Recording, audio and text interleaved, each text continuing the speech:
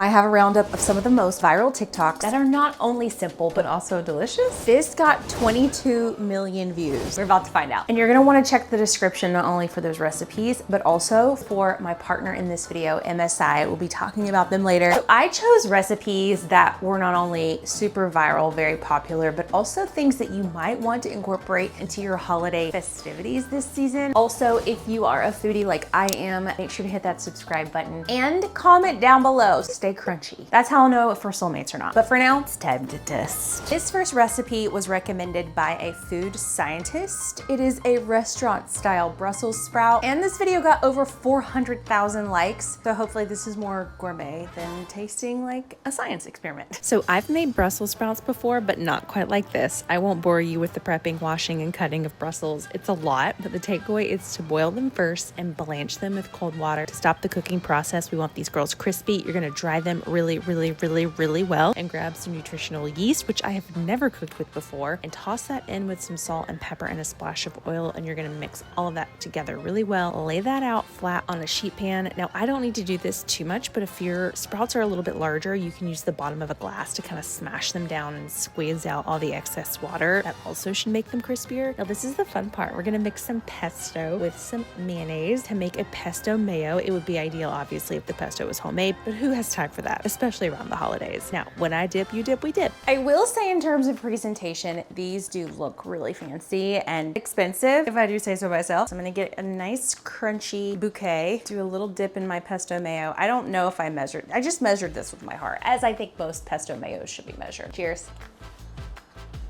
That was good. I've never cooked with nutritional yeast before. I think it would be even more delicious if I had maybe not used as much nutritional yeast. It's good, but it's very powerful. If I had used like half that and then half Parmesan cheese. I think my issue is my yeast was supposed to be a 1/4 cup. I think by the time I peeled my Brussels down, there weren't nearly as many Brussels as she had in her recipe. So also yeasty might be the worst word ever, even worse than moist. So I'm really holding myself back from calling it yeasty, but I just did. So there you go. I love the pesto. Love the pesto mayo. Did I tell you that I love the pesto mayo? I want to put this on a sandwich. I don't know why I haven't thought to mix pesto and mayo before. It's a very American thing. I feel like if you're Italian, you should probably look away, but it's really good. I really like it. I really like it. Does this look like it came out of the garbage can? 1,000,000%. Has that ever stopped me before? Nary a time. This is what the internet is calling date bark, and it's going viral, and it's no cook, no bake. Literally, I think anybody can make it. You're gonna start with some pitted dates. That means there are no seeds in it, and you're gonna lay them out on parchment paper after slicing them down the middle. And then you're gonna lay down another sheet of parchment paper on top and use a glass to smush it all down. I know that's a very technical cooking term. And then you're gonna grab your favorite nut butter and you're going to spread a thin layer on top of your dates. I think this would have gone smoother if I had heated the nut butter up, but we live and learn. Next, you're going to melt some chocolate chips down with a tablespoon of coconut oil. And you're gonna cover your date concoction with chocolate. I forgot to mention that you add in sprinkled crushed almonds on top, and you're gonna freeze this for several hours until it hardens. There's literally no cooking involved, and that's it. Now, she's not a looker at first glance, but I think she's gonna be a good time. So let's see if this chewy chocolate mystery is any good. Raise your hand in the comments if you like dates. Ooh, I like it. You do have to have all of your teeth intact or like glued in really good. Wow. I was not expecting much. I thought it was gonna be fine, but this is fantastic. Oh my God, this is amazing. This is so good. Oh, this is addictive. And honestly, I would have used maybe twice as much chocolate. I heated up a bunch of chocolate and then the glass exploded. I didn't have enough chocolate to really go in as big as I wanted to, but it is kind of addicting. The dates don't taste datey. They taste like toffee, like chewy toffee. Again, oh, I really like this so much.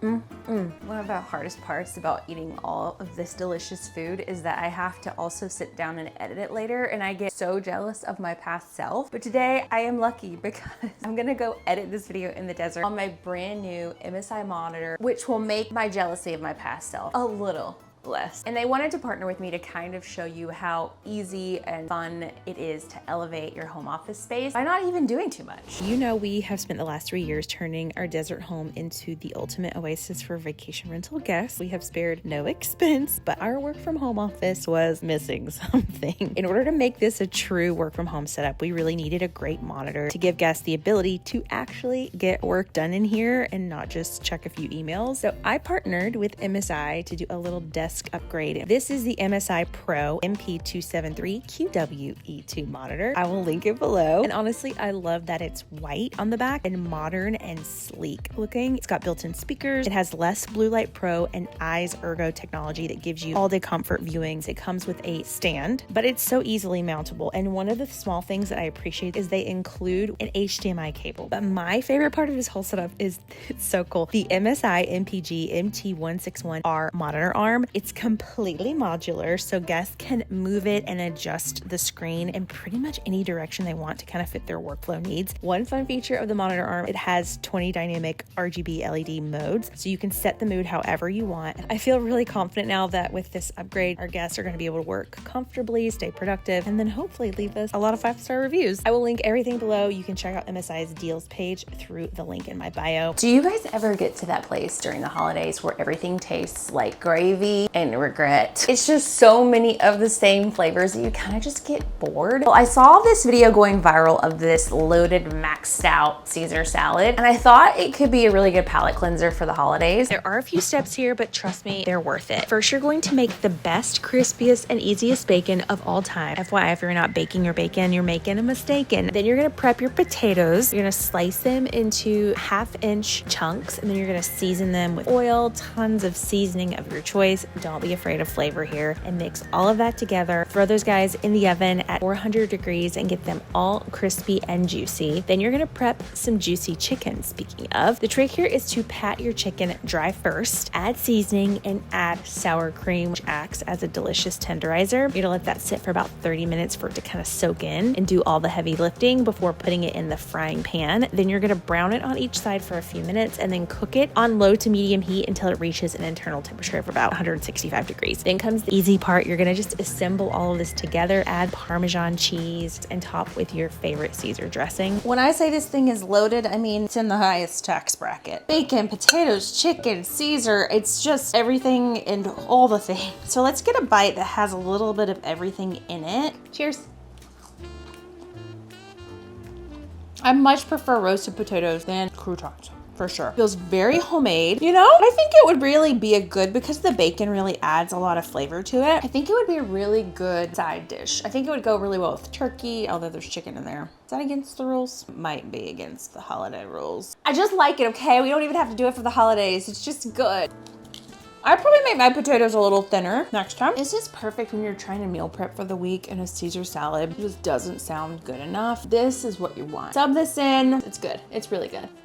I do love it. When it comes to food in particular, cheese is really the reason for the food season, in my very humble and experienced opinion. I saw this cranberry cheese and pastry wreath on TikTok. It was going viral. It's festive, it's buttery, it looks like you put in way more work than you actually did. So I do a version of this every single year, but I've never done it in this adorable way. So you're gonna take a small bowl or ramekin and place it in the center of your baking sheet. You're then going to take a crescent roll. I actually just used a pastry sheet that I already had, but you can definitely use a crescent roll if that's easier. And then you're gonna encircle the bowl with your triangle pieces. Then you're gonna grab your favorite brie cheese, which I don't like the rind of, so I buy brie without that. And then you're gonna slice it into small pieces. And this is the important part, you're gonna freeze the cheese. Trust me, otherwise it'll be way too melty. And grab your favorite holiday jam. I'm using a mixed berry jam, and add that into the center part of the pastry. I also like to add nuts whenever I have some on hand. Then you're going to place your frozen cheese slices inside of a corresponding pastry triangle, and you're going to wrap the pastries around your little cocoons of cheese one by one until it forms into the shape of a wreath. And remove the bowl, and you should have a very cute wreath shaped appetizer for your guests. You're going to bake this at 400 degrees for about 15 minutes, and in no time you've got the cutest and most delicious holiday cheese appetizer that is melt in your mouth delish. So she turned out really cute. She almost looks like cheese Danish, which essentially I guess it is. Here's my bite.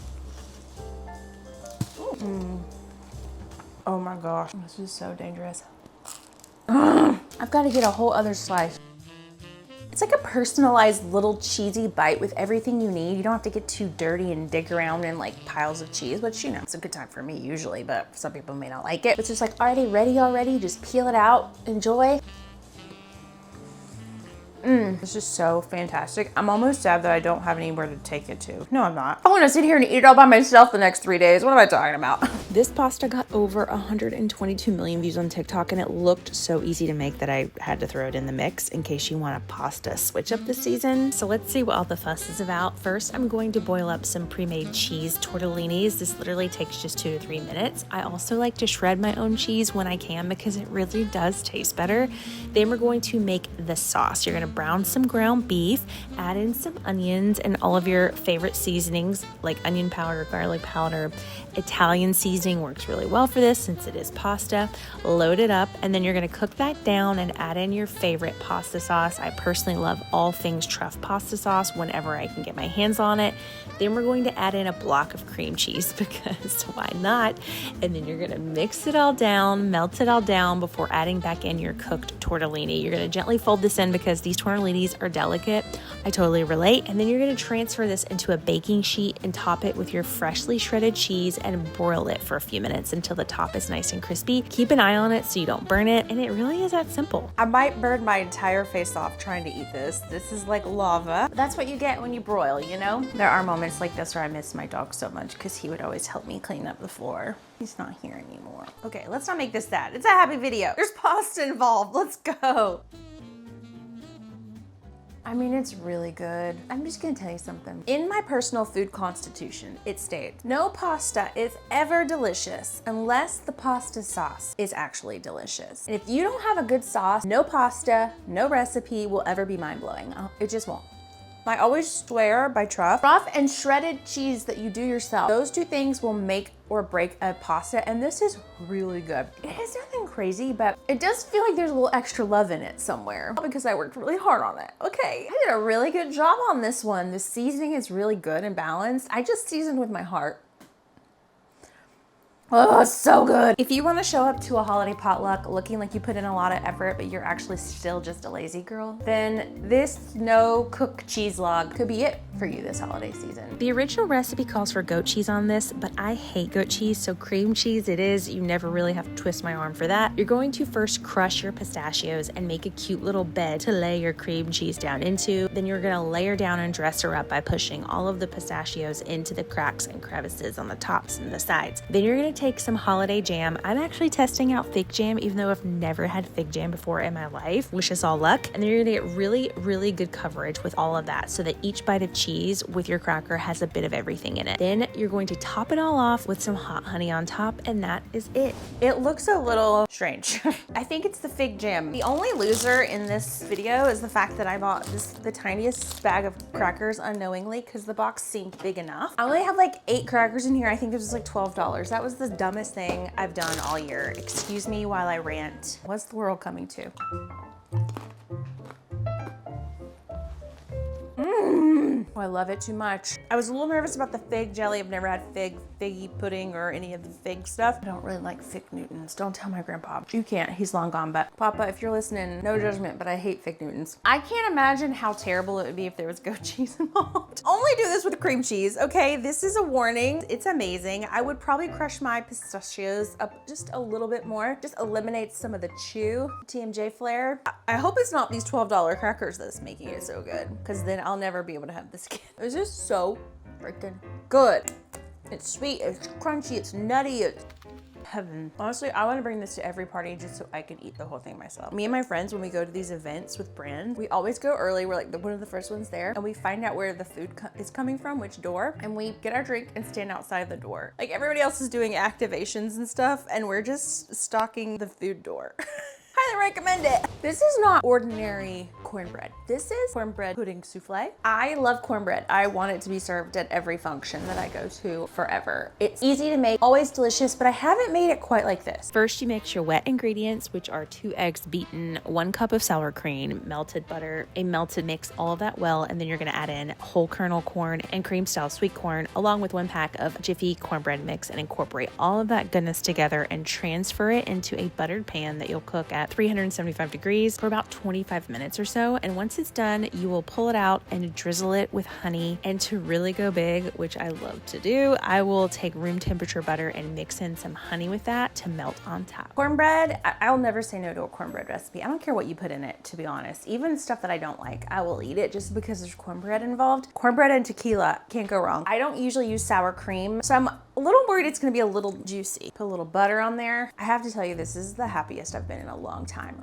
right now. Right before this bite, the anticipation of what's to come is so high.